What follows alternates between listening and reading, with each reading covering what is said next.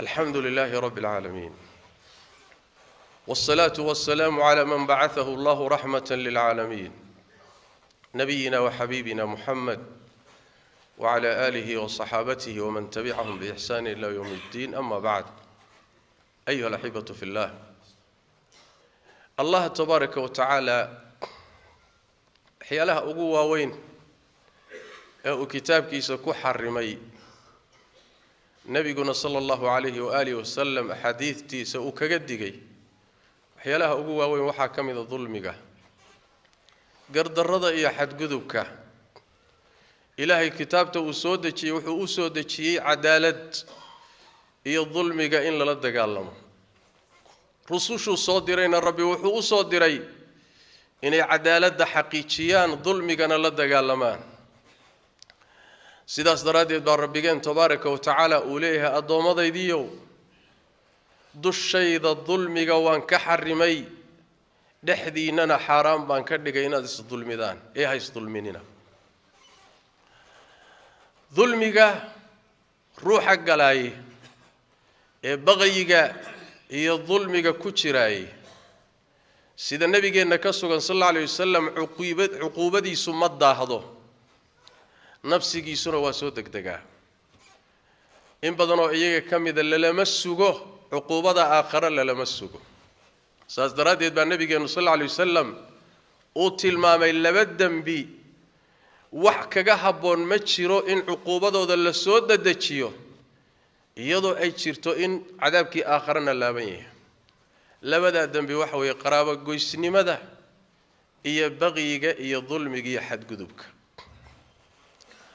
ظلمي نوعيسا كلا دوان وين نسكا إلالين وحن نبينا كسوغان صلى الله عليه وسلم إنه يريد ظلمي هو صدح مد إلهي ما ضافه مدنا إلهي وضافه مدنا إلهي كما تقول صدح سوق بسما ظلمي إلهي أوسن دافن وأوسن سامحين روح كل انتنا والنار كواريو دم بدافن أوسن لهين والشركة والربك يا أدومه سئناد وداچي سوحي إلهي لها حقوق ربك أخاصك وإناد عابداء وإناد بريداء وإناد تلسارتاء وإناد كليكي كحرنتاء وإناد السجا أطيعداء وإناد شرعي كدغتاء الله تبارك وتعالى حقوق دي سأخاصك markaad adoomaha qaar kamida wax ka siiso kala dhaxaysiiso dambigaasi dulmigaasi wax ka weyn ma jiro diiwaanada aakhira yaala diiwaanka ugu khatarsan way dulmiga ugu halisan way sidaas daraadeed baa rabbigeen tabaaraka wa tacaala inoo sheegay luqmaan markuu wiilkiisii waaninayay wuxuu ku yidhi yaa bunayya laa tushrik billah wiilkaygi oo ilaahay adoomadiisa waxa wadaajinin ilaahay xaqiisa ha ku xadgudbin maxay yeelay inna shirka la dhulmun azim shirkigu waa dhulmi weyn dhulmi ka weyn ma jiro sababtoo waxay rabbiga isaga ku abuurtay asaga inta kula ekaysiiyay keligii baa gacanta kugu haya asaga ku maamulaya asaga ku irsaaqaya لما وداغو ملكيغا مامولكا ارزاقيدا ديليدا نولينتا اسغا ماموليا كونكن لما وداغو سيده بعد حقي سعيد كلا وخوغا سينيسا marka dulmiga ka weyni ka waay rabbiga tabaaraka wa taala kaligi caabud dambi ka weyni ma jiro allah tabaaraka wa taala wuxuu yiri shirkiga ruuxi ku dhintay alla dhaafi maayo dunuubta intaada kala soo la dhaafaa inta kale ruux adu ku dhinto ka soo socda ka hadlay qodobka xige ilaahay waa saamixi kara haduu doonana adoonkiisa waa u cadaabi kara laakiin shirki ruux ku dhintay rajamale saas daraadeed baa rabbigeen tabaaraka wa tacaala kaliya ruuxu inuu amalkiisu baabaayo ma aha kaliya inuu dulmi yahay hatta wixii kaleed samaysay ku xad gudubto oo aad shirki la timaado عملكات سميني سردن وهوبنا وبابايا كوا خساري بعدنا كم من نقن الله كليجي عابد كوا الشكرينا كم من نقبل للنبي صلوات ربي وسلام عليه أنبياء إلهي مركو إلهي كهل ليو إن بدل ما عيضوا التلمامين وحوري ولو أشركوا لحبط عنهم ما كانوا يعملون أنبياء إلهي الشرك مقلان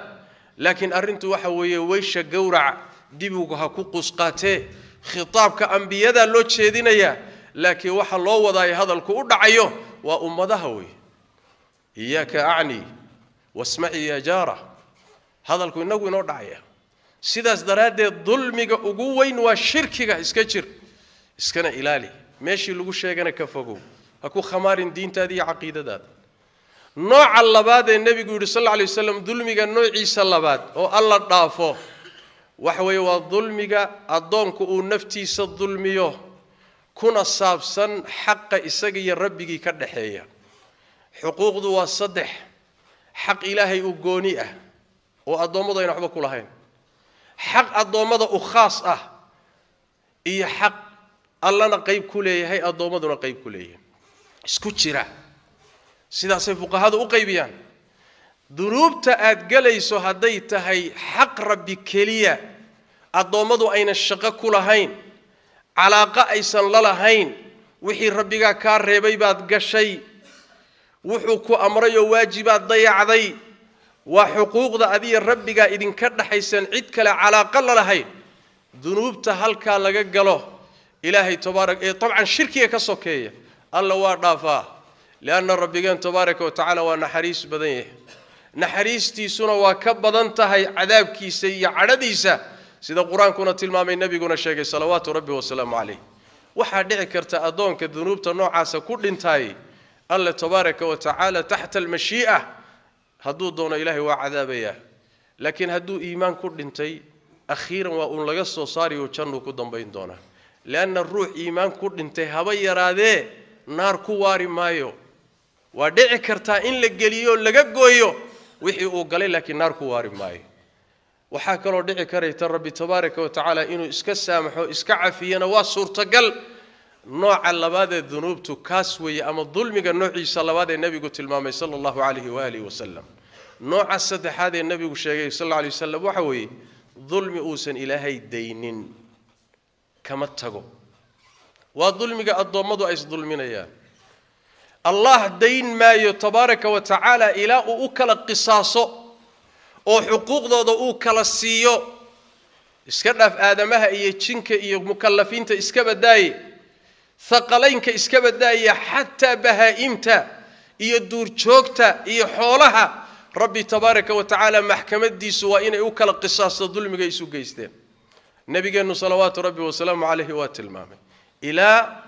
ridi gees kala hayd ee midda aan gees kala hayn hardiday إلى إلهي أكل قصاص تبارك وتعالى أضمد حقوق ذو وكلا سينيا شننا لآدي مايو عذابنا اللو دريري مايو إلى حقوق ذي لكل قصاصه أضمد وحي لهاينا لكلا سيو سيدا سدرات حقا سنا وحقاس هذه سجى إلهي نبي أنه حكسه صلى الله عليه وسلم إنه روحي ظلمي قلي وولالك ظلمك قلي oo khalad uu ka galay walaalkii iyo dulmi uu ka galay agtiisa uu yaalo cirdi iyo sharafkiisa ku xad gudubtay xoolihiisii baad qaadatay dhiigiisii baad daadisay waad xamatay dhibaad u geysatay xuquuqda leeyihiin agtaada haday yaalaan nabigu wuxuu yiri sallallahu alayhi wasallam ka xalaalayso ruuxii xaqan iska laha inta aan la gaadhin maalinta qiyaamada oo dirham iyo diinaar iyo lacag iyo adduunyo aan waxba lagu kala qaadanaynin maanta waxa way shilin hadaad siiso ama iska celiso inaad qancisaa laga yaabaa inaad iska sasabtaa laga yaabaa inuu iska ka cafiyaa dhici karta adduunyo kugu saamixi kara maalinta qiyaamada laakiin adduunyo meeshaasi ma taalo la isku furto madax furasho ma leh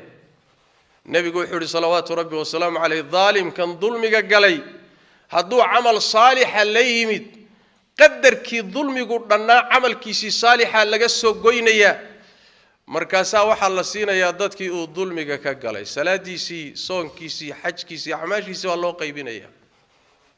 hadduusan wax acmaal saalixa lahayn ka war nabigu wuxuu sallallahu alayhi wasallam kuwa dulmiga ka galay dunuubtoodii baa la soo qaadaya qadarkii dulmigu galay qiyaastiisii baa laga soo qaadaya dunuubtay galeen kadibna asaga dusha laga saaraya kadibna naarta lagu kaxaynaya xadiis kale nabigeenu sallallahu alayhi wasallam wuxuu yiri war ma taqaanaan ruuxa caydha ummadayda ruuxa caydha ma taqaanaan waxay rasuulka ilaahay anaga cayd waxaan u naqaanaa inaan xoolo haysan lacag haysan hanti lahayn saasaan u naqaanaa cayd nabigu wuxuu sallallahu alayhi wasallam ummadayda ruuxa caydha waxa weeyaan waa ruux maalinta qiyaamada iimaan doona salaad buu la iimaan soom buu wataa wuxuu wataa muxuu ahaay zaku wataa acmaal waaweyn oo soo shaqaystay buu wataa dhanka kale mid buu caayay oo meesha taagan mid buu qadfay oo meesha taagan ku kalu xoolihiisa cunay baa taagan miduu dharbaaxay baa taagan miduu dhiigiisa daadiyay baa taagan kulli meeshay soo safanayaan waxay leeyeen rabbi wa xaqanagi hana laga siiyo nabigu wuxuu salawaatu rabbi wa salaam alayhi kan xasanaadkiisi baa qayb laga siin kii uu caay kii uu qadfayna xasanaadkii waxba laga siin kii xoolihiisa cunayna qayb baa la siin kii dhiigiisa uu daadiyayna qayb baa la siin kii uu ku xadgudbayna qayb baa la siin markii la qaybiyo xasanaadkiisi wuxuu soo shaqaystay hadii ay dhamaato xasanaadkiisi khayrkiisi la dhameysay dad baa wali taagan oo safka ku jiro xuquuqdoodii la wuxuu ahaa afkiisa iyo adinkiisa midna aan controlling buu ahaa khalaa'iqdii uu dulmiyay baa ka badan xasanaad ku leeyay allah muxuu sameeynaya tabaaraka wa taala wuxuu nabigu sallallahu alayhi wasallam dambiyadoodii baa laga soo qaadaya dusha laga saaraya kadibna naarta lagu tuuray wal iyadu billahi alaykum ya ka khasaaro badan ruux ma adduunyada intuu jooga dadaalayay maxaa xaj ah maxaa umra ah maxaa sadaqa ah maxaa salaad ah maxaa wanaag ah maxaa jihaad ah maxaa muxuu ah dacwo ah maxaa khayr oo meesha soo yaalo oo buuro leeg haddana maca dalika waa la qaybsaday oo dad baa qaybsaday isagana dunuubtoodii buu naarta ku galay wariyaa ka khasaaro badan tacab khasaar sidaas daraadeed baa rabbigeen quraanka kariimka wuxuu ku sheegay maalinta qiyaamada markay wajiyadu hogtaan oo duloobaan oo wax hadla la waayo maalinka isaga yaa khasaaray waqad khaba man hamala dhulma maalinkaasi ninkii isagoo dulmi xambaarsan yimid kaasa khasaaray buu rabbi yiri tabaaraka wa taala oo yu dhamaatay war dulmiga iska ilaali war waa dhiman oo rabbiga baad hortagi oo waa lagu la xisaabtami oo hawl baa horeysa hadii ay noqoto un maanta waxa ku hor yaala kaliya aad fiiriso cun oo cab oo laad oo haraati oo ku xadgudub oo dhigtaadi oo xamo oo hawba yeelin oo dacaayade oo meesha doonto dhig xageed ku socotaa miyada rumaysnayn aakhiro miyada rumaysnayn rabbiga la kulmi doonto miyadan rumaysnayn maxkamadda cadaaladdu inay dambayso miyadan rumaysnayn adduunkan haddaad fakato inaadan aakhiro fakan dooni ilaahay laga boqo dulmiga hal iska ilaaliyo kii la galayna hal laga toobad keeno kii aadamahana hal laga xalaaloobo celi wixii xuquuqda waxa ugu weyn oo ugu halisan oo ugu khatarsan xuquuqda dadweynaha kursiga iyo jagada ummaddu ay leedahay xoolaha iyo hantida ummadda guud ee ka dhaxeeya ta ugu khatarsan taa iyada away waana midda maanta sida waraabo ooman oo kale ama gaajaysan oo kale la halabsanayo way ood moodo rabbi tabaaraka wa taala quraankiisa iyo sunnada nabi inay xalaaleeyeen oon xaaraantaba ku jirin waay nin walba meeshaad ka soo gaadho gooso nin walba meeshaad ka hesho qaado nin walba saad u hesho u qaado gurta oo cuna oo ka dherka oo guriga ka dhista oo waxa doontaan sameeya laakiin geerina waa dambaysa محكمة ربنا وصوصعتا سادي هذا كوتا الله صلوا وسلموا على خاتم الأنبياء والمرسلين اللهم صل وسلم وبارك على عبدك ورسولك محمد وعلى آله وصحبه أجمعين وارض اللهم عن الصحابة والتابعين وتابعيهم ومن تبعهم بإحسان إلى يوم الدين اللهم إنا نسألك الهدى والتقى والعفاف والغنى ربنا ظلمنا أنفسنا وإن لم تغفر لنا وترحمنا لنكونن من الخاسرين اللهم يا حي يا قيوم برحمتك نستغيث ردنا إليك ردا جميلا ووفقنا لما تحب وترضى اللهم اغفر للمسلمين والمسلمات والمؤمنين والمؤمنات الأحياء منهم والأموات برحمتك يا أرحم الراحمين وسبحانك اللهم بحمدك نشهد أن لا إله إلا أنت نستغفرك ونتوب إليك.